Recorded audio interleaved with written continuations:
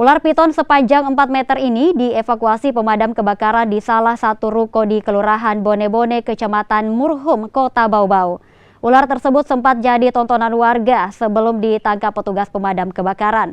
Usai ditangkap, ular tersebut dibawa ke markas pemadam kebakaran sebelum dilepaskan di habitatnya. Kami menurunkan 5 tim rescue ke TKP.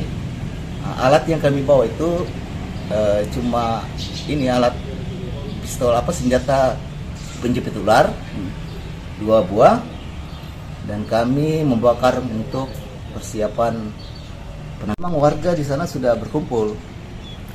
Jadi kami siap, kami menyiapkan tangga. Satu orang saudara Almin langsung naik tangga untuk mencari di mana kepala ularnya dulu.